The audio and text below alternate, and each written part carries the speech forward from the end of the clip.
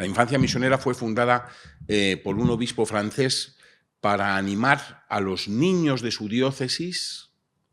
Se llamaba, ¿verdad? Antiguamente se llamaba la Santa Infancia, para animar a los niños de su diócesis a que se preocuparan por los niños que en países de misión pues todavía no conocían a Jesucristo y que vivían de una forma pues que a veces muy injusta o muy inhumana, ¿no? Entonces, para concienciar a esos niños, a los niños de su diócesis, de que ellos deberían aportar algo, se inventó, creó esta nueva obra, que era una fundación en principio particular de su diócesis, la Santa Infancia, que tenía como lema, tenía un triple lema, ¿verdad?, que es los niños evangelizan a los niños ayudan a los niños rezan por los niños. Ahora ya nos hemos quedado, como resumen de todo eso, los niños ayudan a los niños, es lo que resume un poco el espíritu de esta obra misional que hace 100 años, justamente el año pasado lo celebramos, misional pontificia, es decir, la Santa Sede se hizo cargo de ella y la tomó como una parte de su responsabilidad. Esta obra tiene como principales sujetos los niños, no solamente en los territorios de misión, sino también en los lugares de aquí, ¿no? En los lugares donde la Iglesia está constituida. Lo que pues, podríamos decir es que es como una especie de, no sé, me parece un poco hortera lo que voy a decir, pero lo de una especie de WhatsApp entre los niños del mundo, ¿verdad? Para que todos los niños entren en interrelación, ¿no?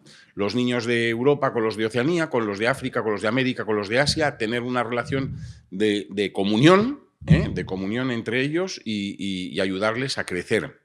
Porque una de las cosas que también en las obras misionales para nosotros es muy importante es que no es la ayuda de los ricos a los pobres, sino que es la ayuda de los cristianos entre nosotros nos ayudamos mutuamente, económicamente, también con el ánimo, con la espiritualidad, con la alegría de vivir la fe, con la alegría de entregarse a los demás.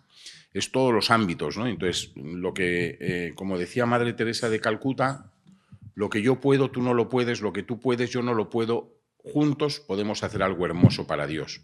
Pues eso es lo que pretendemos, ¿no? Los niños de Europa y de Asia y de América y de África, unos pueden una cosa, otros pueden otros y juntos creamos un ambiente de comunión. Por lo tanto, los niños son nuestros primeros, nuestra primera apuesta, por decirlo de una forma, ¿no? Por un lado, los niños en España, que es a lo que a mí me corresponde, ¿verdad? Ayudarles a ser conscientes de que la Iglesia no es su barrio o su colegio, su parroquia, sino que la Iglesia está en todo el mundo, de que hay muchos niños en el mundo que viven su fe y que también ellos son importantes. Ayudarles a ser conscientes de eso, a que se preocupen de ellos, a que sean conscientes de que pueden recibir mucho de aquellos niños, por un lado. Y luego, por otro lado, en los territorios de misión, la infancia misionera lo que crea es conciencia en esos niños de que la Iglesia no son ellos solos, sino de que hay muchos niños en el mundo que están rezando por ellos, que están colaborando con ellos y que hacen posible que la vida de la Iglesia y la vida de fe siga, ¿no?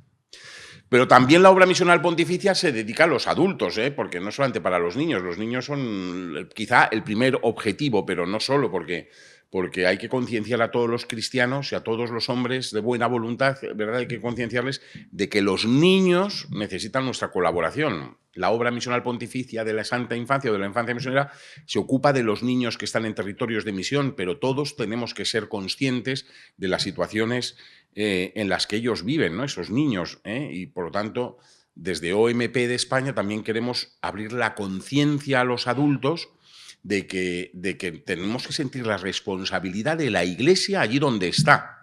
Sabéis que España es de los países que más aporta económicamente a la infancia misionera. De hecho, me parece recordar que somos incluso el primer país del mundo en la recaudación que estamos haciendo durante estos últimos años para la infancia misionera.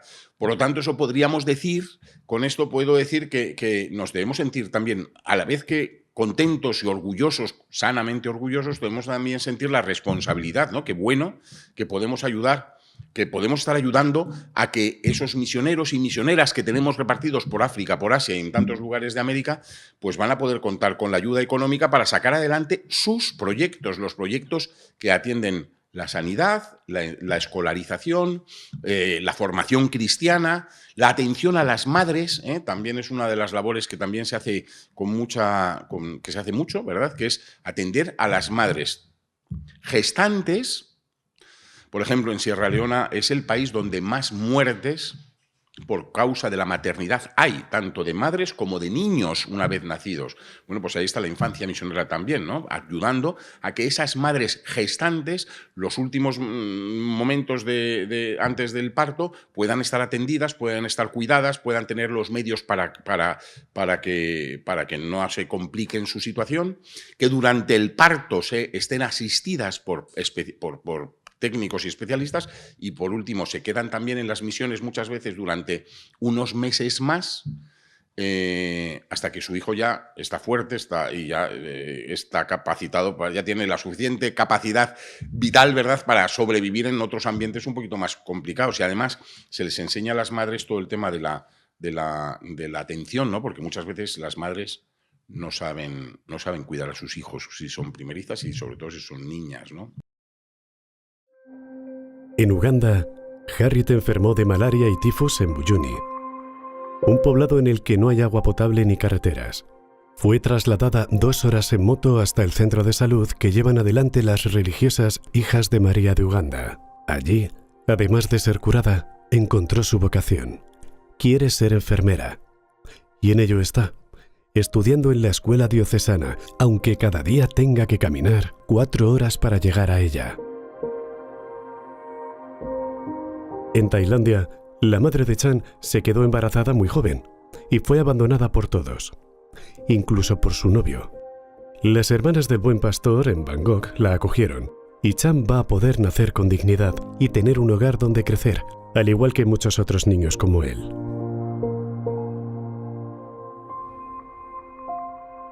En India, la familia de Bikonou no tenía recursos para proporcionarle un futuro. Ingresó en el hogar Eden Garden en Nagaland, llevado adelante por misioneros jesuitas, y allí ha podido estudiar y conocer a Jesús. Ahora tiene la esperanza de ser diseñadora mientras vive, crece y aprende rodeada de otros niños. ¿Qué tienen en común Harriet, Chan y Bikonou? Los 3 han encontrado una familia en la Iglesia Católica. Como ellos, 4 millones de niños son atendidos al año gracias a Infancia Misionera. Ellos necesitan a los misioneros y los misioneros te necesitan a ti y a ti también, y a vosotros, porque todos formamos parte de una misma familia.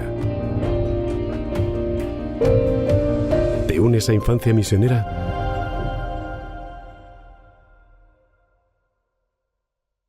La presencia misionera en la zona no es de hace un siglo, es del siglo XVI y XVII. En concreto, la zona, el pueblo donde vivía yo es un pueblo, fue la capital, la casa general de los jesuitas que estaban en la zona, se fundó en 1630.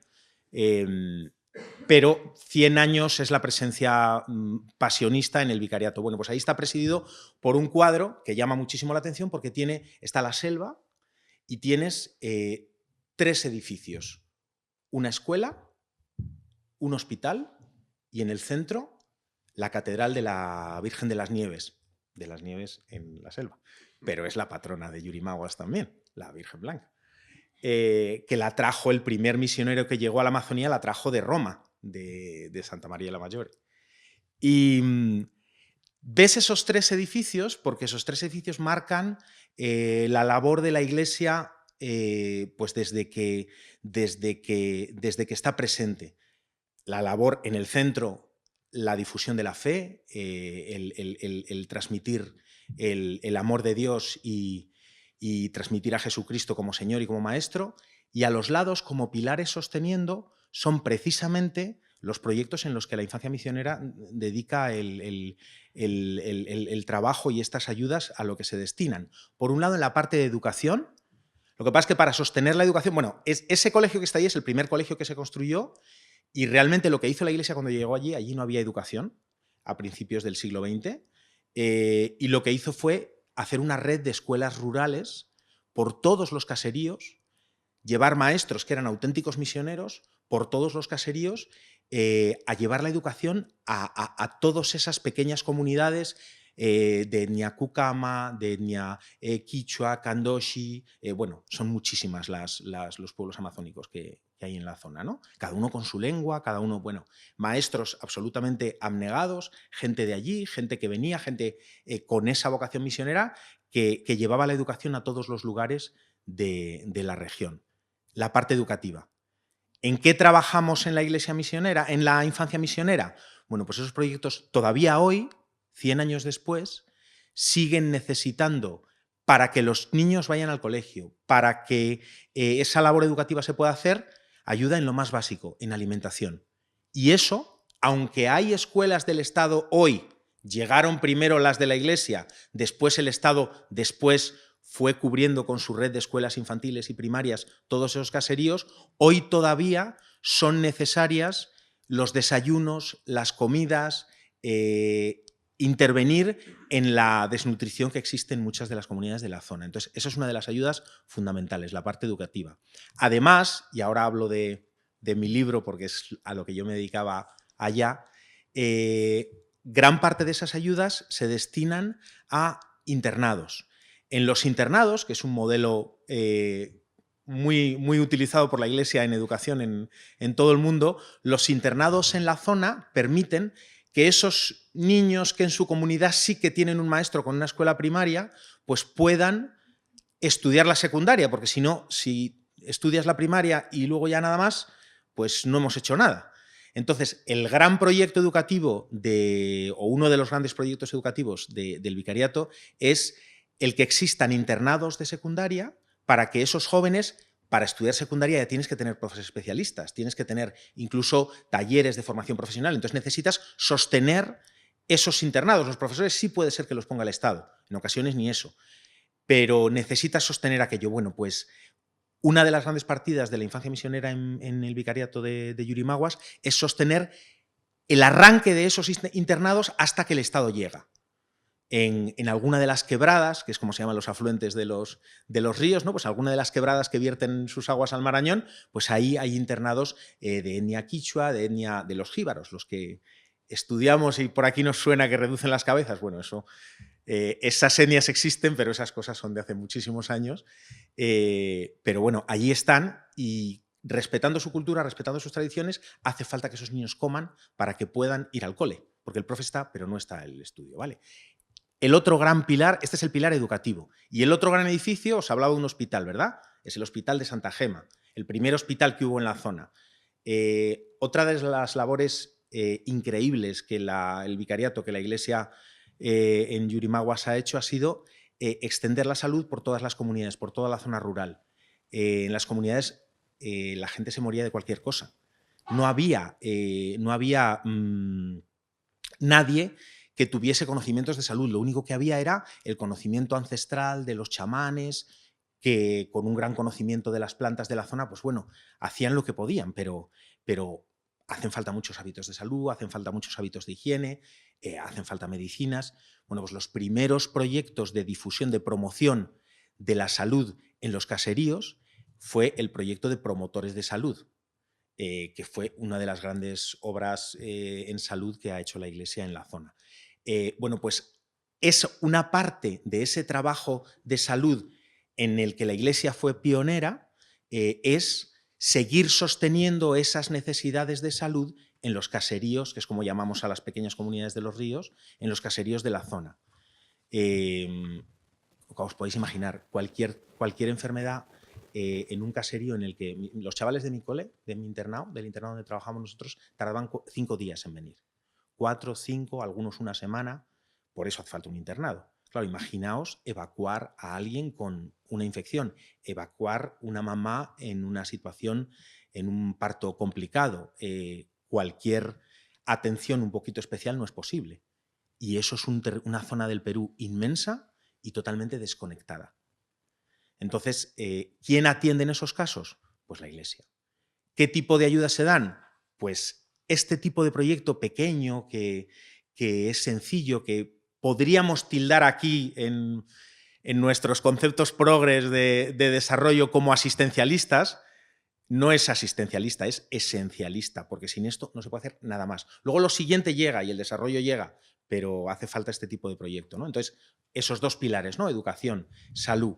Y en salud, pues hoy eso sigue siendo necesario. Claro, gracias a Dios, el Estado también en salud ha ido llegando. Y ya hay, por cierto, como el modelo de promotores de salud que la Iglesia promovió en su día, esto lo conocí yo cuando en mis primeros viajes antes de estar allá, a la zona y viajes de amigos míos por los años 80, 90, se empezaron con estos programas de promotores de salud.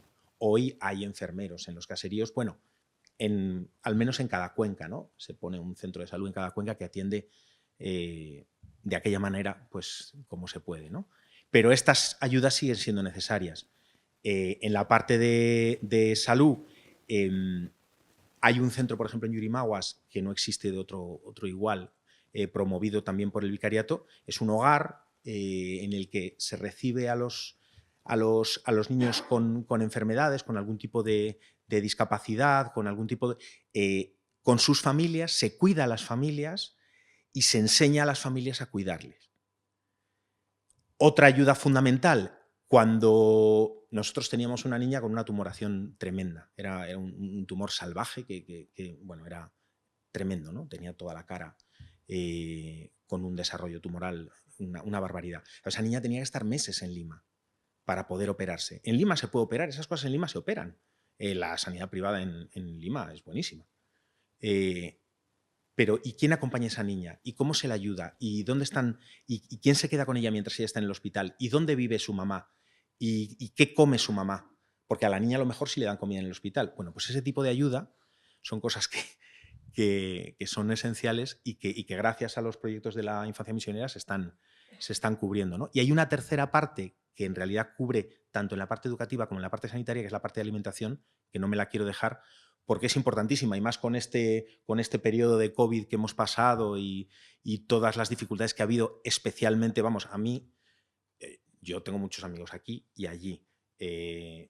Vamos, yo conozco muchísima más gente que ha fallecido, muchísima más gente que ha estado muy enferma o a punto allá, porque ha sido salvaje en la zona nuestra, en concreto en Yurimaguas, ¿no? Bueno, pues toda la atención que ha sido necesaria durante esta época en la que, como hemos sabido, había que salir a la calle a trabajar, la gente tiene que salir a trabajar, no les puedes encerrar en casa, eso no era posible, pero sin embargo estaban encerrados. Entonces, realmente el impacto educativo y el impacto social y económico y en el sostenimiento de todo lo que hemos vivido estos últimos años ha sido clave. Todavía las ayudas que se han estado dando estaban muy relacionadas con esta emergencia provocada por el COVID de manera un poco colateral, pero esencial para la vida de la gente.